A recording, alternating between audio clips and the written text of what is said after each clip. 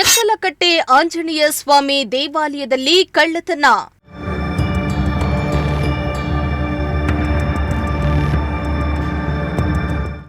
ಕಳ್ಳತನವಾಗಿದ್ದ ಕಾಣಿಕೆ ಹುಂಡಿ ರಾಗಿ ಹೊಲದಲ್ಲಿ ಪತ್ತೆ.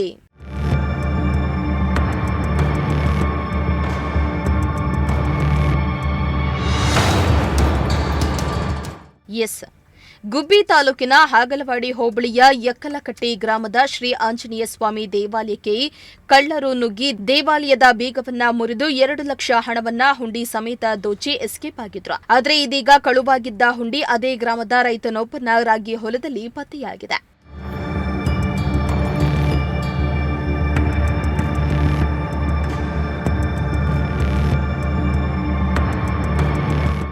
ಹೌದು, ಎಕ್ಕಲಕಟ್ಟೆ ಗ್ರಾಮದ ಶ್ರೀ ಆಂಜನೇಯ ಸ್ವಾಮಿ ದೇವಾಲಯದಲ್ಲಿದ್ದ ಹುಂಡಿಯಲ್ಲಿದ್ದ ಸುಮಾರು 2 ಲಕ್ಷ ಹಣವಿದ್ದ ಹುಂಡಿ ಸಮೇತ ಕದಿಮರು ದೋಚಿ ಎಸ್ಕೇಪ್ ಆಗಿದ್ರು.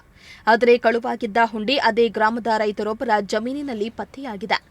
ಎಂದಿನಂತೆ ತಮ್ಮ ಹೊಲಕ್ಕೆ ತೆರಳಿದ ರೈತನಿಗೆ ಹೊಲದ ಮಧ್ಯದಲ್ಲಿ ಏನೋ ಬಿದ್ದಿರುವುದು ಕಾಣಿಸಿದೆ.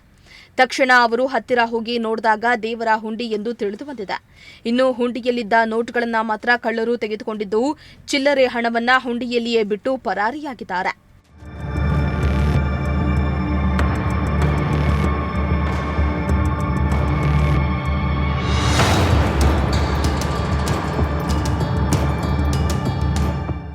ಇನ್ನು ಕೂಡಲೇ ಸ್ಥಳೀಯರು ಚೇಳೂರು ಪೊಲೀಸ್ ಠಾಣೆಗೆ ಮಾಹಿತಿಯನ್ನ ನೀಡಿದ್ದು, ಪೊಲೀಸ್ ಸಿಬ್ಬಂದಿ ಸ್ಥಳಕ್ಕೆ ಭೇಟಿಯನ್ನ ನೀಡಿ ಪರಿಶೀಲನೆಯನ್ನ ನಡೆಸಿದ್ದಾರೆ.